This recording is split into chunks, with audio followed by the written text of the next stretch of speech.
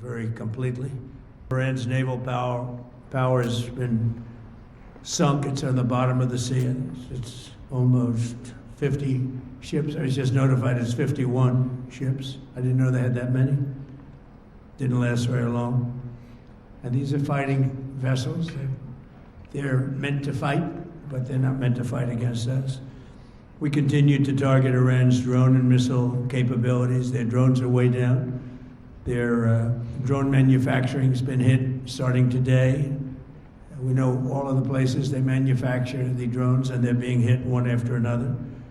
Their missile capability is down to about 10%, maybe less. We're also hitting where they make missiles and where they deliver missiles. We've struck over 5,000 targets to date, some of them very major targets, and we've left some of the most important targets for later in case we need to do it.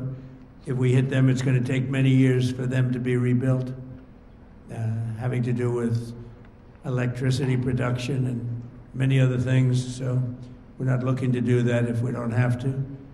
But they're the kind of things that are very easy to hit, but very devastating if they are hit.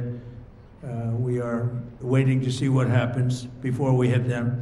We could take them all out in one day, but it's all resulting in a 90% decline in various things, but in particular, Iranian missile launchers and 83% drop in drone launchers. As you know, the drone launchers are pretty well shot, but we're at over 90% decline in the Iranian missile launchers, which is very hard to reproduce and very hard to get. And usually what we were able to do through great equipment, a lot of smart people, as soon as they sent a missile up from a launcher, we were able to knock out that launcher within a period of 5 minutes or less, accurately, right on the noggin. So now we have low-cost interceptors effectively combating Iranian drones, and our B-2 bombers recently dropped dozens of 2,000-pound bombs to destroy missile launchers all over Iran and very deep under Iranian soil in many cases. The soil was no match. And we're also annihilating the manufacturing base that the regime uses to build drones and missiles at a rate that nobody thought was possible. We're knocking them out. We know where they all are. We're knocking them out very quickly. We're ahead of our initial timeline by a lot. I would say that we probably would not have thought after a month we'd be here. In addition to the fact that we've taken out the leadership twice and maybe 3 times. And we, as you know, we want to be involved. We don't want another president that maybe wouldn't be willing to do what I'm willing to do for the good of the world, for the good of our nation, to be stuck with a situation in 5 years or 10 years from now. So we think they should put a president in, or the head of the country in, that's going to be able to do something peacefully for a change. They've been doing this for 47 years, killing people for 47 years, whether it's the barracks or even the SS Cole, where they were involved very strongly. They always denied it. But where they were very strongly involved, and all of the people that died through the roadside bombs died and are right now walking around with no legs, no arms, a face that's been so badly damaged. The Iranian regime has been attacking Americans and spreading terror for 47 years, and despite these countless opportunities to renounce their nuclear ambitions, which they had just a short while ago, they told Mr. Witkoff, who is standing right over here, they said, they actually said, we want to keep building. Essentially, in a real nutshell, we want to continue to build nuclear weapons. If we didn't knock out Midnight Hammer, if we didn't knock out their Iranian potential, if we didn't do that with Midnight Hammer, they would have had a nuclear weapon. They would have used it long before now. And at a minimum, Israel would have been annihilated. I was very lucky that we had the courage to do that we had the talented pilots and the great equipment. The B-2 bombers are unbelievable. We ordered 25 more, by the way. The newer, better version. It's, we have the greatest military in the world. We have the greatest equipment in the world by far. You see that no matter where we go. You still need the people, though, to operate it and to use it. And those are the people that we cherish. Even after we obliterated their key nuclear sites in Operation Midnight Hammer, they never negotiated in good faith. They still continued to say, we want to build nuclear, we want enrichment at levels that were unacceptable. And they even turned down an offer for unlimited free nuclear fuel forever for civilian purposes. We had people offering them free nuclear fuel. They weren't interested in that because they wanted to build a nuclear weapon. So instead, the regime was trying to reconstitute its weapons program at a different site. They couldn't go back to where they were, the 3 sites that we obliterated, but they were starting work at another site, a different kind of a site, and that was protected by granite. They wanted it protected. Granite's pretty good, but they wanted it protected by a lot deeper. They wanted to go a lot deeper, and they started the process while rapidly building conventional ballistic missiles. They were going to do it all at the same time that threatened our overseas bases and soon could have reached even our homeland. The regime's intention was to use this exponentially growing ballistic missile threat to make it virtually impossible to prevent them from obtaining a nuclear weapon. So as you probably saw, they had a tremendous number of missiles, most of which are now being used or destroyed, and very unsuccessfully used because we have been able, for the most part, to shoot them all down. What incredible technology. The Patriots have been unbelievable, and other things. And the laser technology that we have now is incredible. It's coming out pretty soon. Where literally lasers will do the work of, at a lot less cost, do the work of what the Patriots are doing or what other things are doing. The situation was very quickly approaching the point of no return, and the United States found it intolerable, in my opinion, based on what Steve and Jared and Pete and others were telling me, Marco was so involved, that I thought that they were going to attack us. I thought they would, if we didn't do this at the time we did it, I think they had in mind to attack us. And if you notice, they did something which was very foolish, very stupid, I would say. They attacked their neighbors. And their neighbors were largely neutral, or at least weren't going to be involved, and they got attacked. And it had the reverse effect. The neighbors came onto our side and started attacking them, and actually quite successfully. If you look at Saudi Arabia, you look at UAE, Qatar, and others, but they were strong and they were smart, but they got attacked. Nobody, when I first heard it, I said, no, somebody made a mistake. There was no mistake. UAE had over 1,000 missiles shot at it, knocked them almost all down. On the very first day I came down the escalator in 2015, I said, quote, I will stop Iran from getting nuclear weapons. And all I'm doing is keeping my promise. Think of that. That was in 2015. I said it. It was a threat then, a much bigger threat now, but no longer a threat, not for a long time anyway.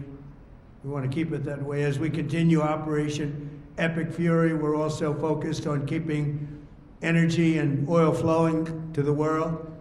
And I will not allow a terrorist regime to hold the world hostage and attempt to stop the globe's oil supply. And if Iran does anything to do that, they'll get hit at a much, much harder level. I will take out those targets that were easy and that I mentioned just before. We'll take them out so quickly, they'll never be able to recover, ever. If they want to play that game, they better not play that game. In the long run, oil supplies will be dramatically more secure without the threat of Iranian ships, drones, missiles, nuclear menace, or anything. So the Strait of Hormuz is going to remain safe. We have a lot of Navy ships there. We have the best equipment in the world, inspecting for mines. Again, most of their ships are down at the bottom of the sea, but we will hit them so hard that it will not be possible for them or anybody else helping them to ever recover that section of the world. They do anything. In recent years, the regime and its terror proxies have launched attacks on hundreds of commercial vessels. We're putting an end to all of this threat once and for all, and the result will be lower oil prices, oil and gas prices, for American families. We've done that. We've done it. We brought it very low. This was just an excursion into something that had to be done. We're getting very close to finishing that too. In the meantime, during this brief disruption, the United States is offering political risk insurance to any tankers operating in the Gulf. So we're putting up risk insurance. We'll perhaps go alongside of them for protection. We don't think it'll be necessary. If it is, and if they do anything, the price will be incalculable. It will be so great that they will have wished they never did it, because you have to keep the straits flowing. With all of that, it affects other countries much more than it does the United States. It doesn't really affect us. We have so much oil. We have tremendous oil and gas, much more than we need. We have Venezuela now as our new partner, great partner. They've worked out so wonderful. We're working with the administration, the president, and it's a massive source of oil, gas, everything. But we're in a very good position, but very unfair to other parts of the world, like China as an example. I mean, we're doing this for the other parts of the world, including countries like China. They get a lot of their oil through the straits. So we're doing this. We have a very good relationship with President Xi in China. I'm going there in a short period of time, and we're protecting the world from what these lunatics are trying to do, and very successfully, I might add. We're also waiving certain oil-related sanctions to reduce prices. So we have sanctions on some countries. We're going to take those sanctions off till this straightens out. Then who knows, maybe we won't have to put them on. There'll be so much peace. But when the time comes, the U.S. Navy and its partners will escort tankers through the strait if needed. I hope it's not going to be needed, but if it's needed, we'll escort them right through. And we have the greatest mine-sweeping ability. We have the greatest ships, and all of them, we know exactly where they're placed. We'll get them out of there very fast, but we hope we don't have any of that. And again, if they do that, if they play that game, we're going to hit them at a level that they have not seen before. So we're winning very decisively. We're way ahead of schedule. Our military is the greatest in the world, with the greatest equipment and the greatest people in the world. Nobody's ever seen anything like it. Iran's a very powerful country. They were going to take over the Middle East. If we did not hit them, they were going to take over the Middle East. They had thousands and thousands, since their last hit, they had thousands and thousands of missiles and everything else. Most are now destroyed. But they were going to take over the Middle East. Those weapons were aimed at Middle Eastern countries that had nothing to do with this. They were going to take over the Middle East, and they were going to try and destroy Israel. So we stopped it with good timing, and we're very proud to be involved in this, and it's going to be ended soon. And if it starts up again, they'll be hit even harder. Thank you very much for being here. Go ahead. Thank you so much. Go ahead. Do you approve of Iran's new supreme leader? And secondly, can you tell us more about your call with Russian President Vladimir Putin today? Yes. What did you discuss? Yes, I had a very good call with President Putin. We had a lot of people on the line from our side, from his side. We were talking about Ukraine, which is just a never-ending fight. And look, there's tremendous hatred between President Putin and President Zelensky. They can't seem to get it together. But I think it was a positive call on that subject. And we obviously talked then about the Middle East. And he wants to be helpful. I said, you could be more helpful by getting the Ukraine-Russia war over with. That would be more helpful. But we had a very good talk, and he wants to be very constructive. Yeah. Yeah, please. Thank you, Mr. President. On Iran, you called it an excursion. You said it would be over soon. Are you thinking this week it will be over? No, Are you talking but soon. about days? I think so. Okay, and with respect Very to... soon. Look, everything they have is gone, including their leadership. In fact, there are 2 levels of leadership, and even actually, as it turns out, more than that. But 2 levels of leadership are gone. Most people have never even heard about the leaders that they're talking about. So it's obviously been very, very powerful, very effective. And with respect to Cuba, you said that Cuba wants to make a deal. Yes. What would the United States get in return for that, and why should Americans trust Marco Rubio to negotiate it? Well, Marco Rubio is doing a great job. I think he's going to go down as the greatest Secretary of State in history. Look at what we've done as a presidency. Look at what we've done as an administration. They trust Marco, and so do the American people trust. He's been successful no matter where he's been. He also speaks the language, which is always nice and always helpful. But he's dealing, and it may be a friendly takeover. It may not be a friendly takeover. It wouldn't matter, because they're down to, as they say, fumes. They have no energy. They have no money. They're in deep trouble on a humanitarian basis. And we don't want to see that, but they were very, very bad to a lot of people, as you know, and a lot of people living on the Cuban-American vote, which I got at record levels. Very important. Those people are very important to me. I know what they went through. They went through hell. Some of them have gone on to be some of the most successful people in the country. Cuban-American business people, some of them are like the most successful in the country. And a lot of them are friends of mine, because I've been fighting this battle with them for a long time. The Castro regime was brutal, but they lived off Venezuela. Now they don't live off Venezuela. Sends them no energy, no fuel, no oil, no money, no nothing. They lived without Venezuela. They couldn't have made it, and we cut them off from everything else. So, they're going to make either a deal, or we'll do it just as easy anyway. President Trump. Please. There's a footage that shows that an American missile strike and a Tomahawk missile likely destroyed that Iranian girls' school. So will the U.S. accept any responsibility? Well, I for haven't that strike? seen it, and I will say that the Tomahawk, which is one of the most powerful weapons around, is used by, is sold and used by other countries, you know that. And whether it's Iran, who also has some Tomahawks, I wish they had more, but whether it's Iran or somebody else, the fact that a Tomahawk is very generic. It's sold to other countries, but that's being investigated right now. The president. Yeah, please.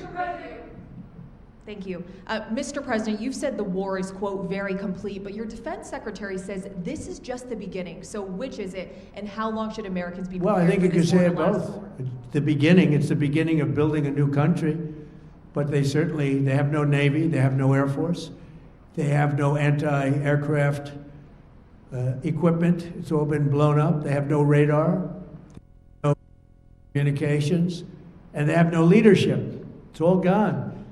So, you could look at that statement. We could call it a tremendous success right now as we leave here. I could call it, or we could go further, and we're going to go further. But the big risk on that war has been over for 3 days. We wiped them out in the first 2 days. When you think about it, it's incredible. We wiped out a big Navy, very powerful Navy. These were ships, these were serious ships. These were ships that you buy when you want to win battles. They're all on the bottom floor. The sailors are all running off their ships. They refuse to get on the ships. The Air Force is gone. Everything's gone. The missiles are down to a trickle. The drones are down to probably 25%, and they'll soon be down to nothing. We'll have where they manufacture the drones are under fire as we speak. They're being hit. So the rest is going to be a determination as to my attitude, along with the people in the Trump administration, what we want to do. Thank you. Mr. President, gas has gone up. Yeah, please. Can I ask you, you mentioned you were going to waive certain additional oil waivers or sanctions. Can you talk a little bit more about that and address in particular? Well, we're looking to considering keep the measures oil prices down. We went artificially up because of this excursion into a very positive thing. I mean, this was an excursion that a lot of people wouldn't have done. I knew oil prices would go up if I did this, and they've gone up probably less than I thought they'd go up. But I don't think anybody thought we were going to be this quickly successful. This was a military success, the likes of which people haven't seen. We have the best military. We have the best equipment. We have, I believe, the best generals. We have the best. And this went very quickly. We talked about that with President Putin. He was very impressed with what he saw because nobody's ever seen anything quite like it. You know, Iran was a very powerful military country with all of the missiles. Now, you had the double attack. You had the original attack with us and Israel, and that knocked them for a loop. Then you had the B-2 bombers, which took out their nuclear capability, and they would have had a nuclear weapon within 2 weeks to 4 weeks. And they would have used it long before this press conference. And we might have had a much different press conference if we had a press conference at all. But it's been amazing. The military success that we've had is truly unprecedented. Mr. President, the price of gas has gone up.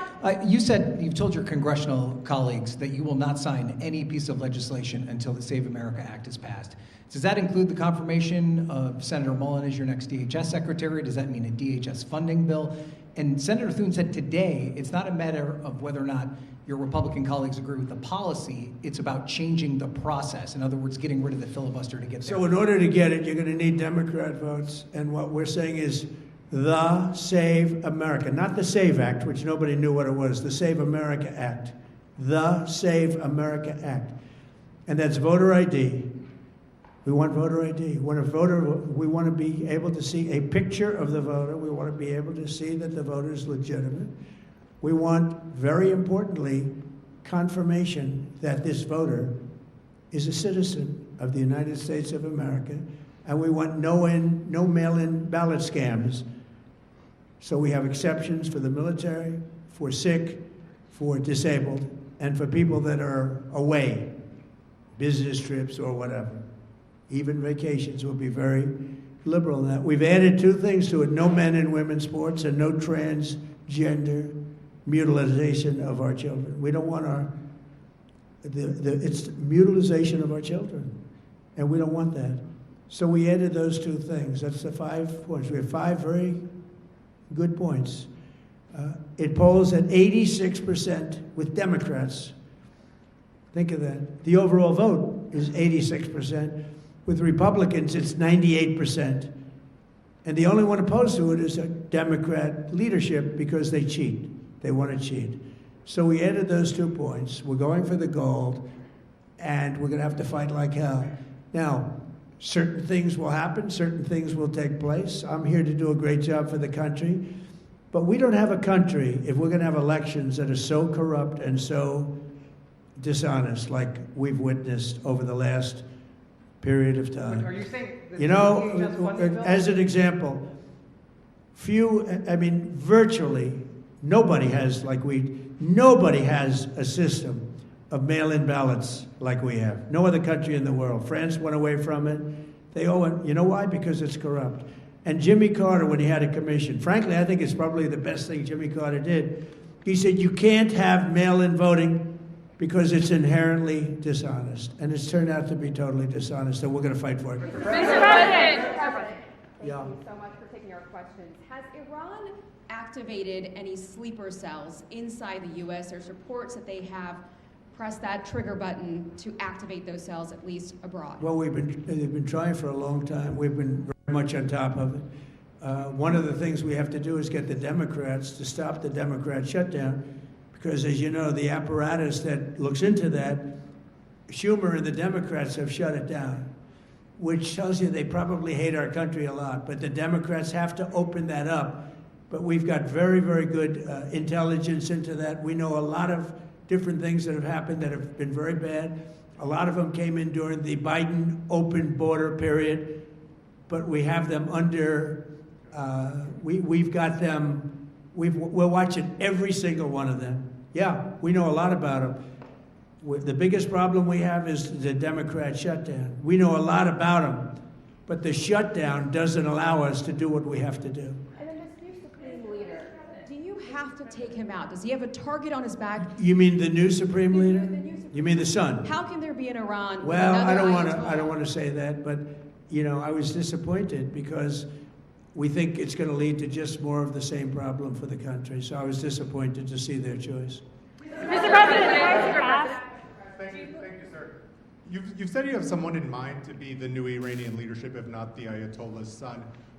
What are you looking for in that person? Are you looking at someone internal, given that you just said that their leadership has been I like the decimated and idea wiped of, out? internal and eternal, come to think of it. But I like the idea of internal because it works well. I mean, I think we've proven that so far in Venezuela. We have a woman, Delcy, who has been, president of the country, very respected, she's doing a great job. And it's, no disruption. We had, as you remember, Iraq, where everybody got fired. The military got fired, the police got fired, the politicians got fired. There was nobody. And you know what they turned into? ISIS. And we don't want that. We don't want that. So I would like to see people that are inside go. Now they talk about the son of the Shah. They talk about other people. But, hasn't been there in many, many years. We have a formula that's been very good so far, and I think it'll continue to be good. The relationship is extraordinary with Venezuela, smart country. We've taken out 100 million barrels of oil. It's right now in Houston being taken care of and made so beautiful. And you have to see this at work. They have, it's brought to the refineries. It's being refined in Houston, which is made exactly for that product. And so far, but it's 100 million barrels of oil, and now they have another 100 million barrels coming. And it's like a partnership. We're getting along so well with them. It's great for Venezuela, and it's great for the United States. Mr. President. Please go ahead. Mr. President, you just suggested that Iran somehow got its hands on a tomahawk and bombed its own elementary school on the first day of the war. But you're the only person in your government saying this. Even your defense secretary wouldn't say that when he was asked, standing over your shoulder on your plane on Saturday. Why are you the only person saying this? Because I just don't know enough about it. I think it's something that I was told is under investigation. But tomahawks are used by others, as you know. Numerous other nations have tomahawks. They buy them from us. But I will certainly, whatever the report shows, I'm willing to live with that report. Mr. President. You said earlier that we've already won in many ways, but we haven't won enough. What do you consider enough? What's your baseline? Where they're not going to be starting the following day to develop a nuclear weapon. Where they'll look at that man and some other people from the administration and say, all right, we're not going to do it. They were not willing to say that. And when Steve called up and he said that to me, I said, well, here we go. Let's do it the hard way. But the hard way, I think, is probably the easy way. When basically I can see that they will no longer have any capacity whatsoever for a very long period of time of developing weaponry that could be used against the United States, Israel, or any of our allies. We have great allies in the Middle East, great countries that are allies. And they were staying out of it until they got hit. Someday they'll have to do a story. Why did he do that? Why did they do that? But they were going to hit them. If I didn't hit them first, they were going to hit our allies first. I believe, upon information and belief, but I believe that he was going to, they were going to take over the Middle East. They were looking to take over the Middle East. Now, had Operation Midnight Hammer not taken place, that was definite, because they would have had a nuclear weapon within a matter of weeks. But that took place. That was a setback. But look at the number of missiles they were able to buy and make over the last 6 months. And those missiles were aimed at various countries. And when you look at over 1,000 missiles shot at like UAE, they were looking to take over the Middle East. We got there first. Lucky. I'll tell you what, the Middle East and those countries, very rich countries, are very lucky that I was president instead of somebody else. Mr. President. Mr. President, are there any points of disagreement between yourself and your vice president when it comes to U.S. action in Iran? I don't think so, no. We get along very well on this. He was, I would say, philosophically a little bit different than me. I think he was maybe less enthusiastic about going, but he was quite enthusiastic. But I felt it was something we had to do. I didn't feel we had a choice. If we didn't do it, they would have done it to us. I felt, based on the negotiations that were being had by Steve Witkoff and Jared Kushner and Marco and Pete and everybody was involved. I felt that they were looking to tap us along before they hit, and I thought they were going to hit. And if they hit us first, that would have been a very bad thing. Mr. President. In the back, please, in the back. Yeah, Mr. President. Sir, you said you're considering seizing the Strait of Hormuz. Is there a timeline for that? About the Strait, you mean? Yeah, Strait of Hormuz. Yeah, well, I want to keep it open. I want to keep it good. You know, it doesn't pertain to us so much as it does to China. We're really helping China here and other countries because they get a lot of their energy from the Straits. But, hey, look, we have a good relationship with China. It's my honor to do it. Yeah. Mr. President. You have called him an unacceptable choice. So does he have a target on his back? And how can you say I don't want to say whether or not he does because that would be inappropriate. But, hey, look, I had a target on my back because, as you people wrote pretty well, they caught the assassin that was after me. So we just got them first, but they caught the assassin. They have him now in custody that was after me. So, you know, but people don't like to mention that, but they did catch him. And I'd like to congratulate our military, Secret Service, FBI, all of the people that worked on that, but they did. Yeah, please. Mr. President. No, go ahead, please. Thank you, Mr. President. You promised the Iranian people you would help them, but it sounds like you're willing to end this fight after your military objectives have wrapped up. Isn't that a betrayal of Will the I people? help them? I'd like to, if they can behave. But they've been very menacing. You know, they're great people. They have an amazing population. It's amazing, smart, brilliant, energetic. They have a great, I'd love to help them, but they have to be in a system that allows them to be helped. And right now they're in a system that only allows failure. And I don't want that.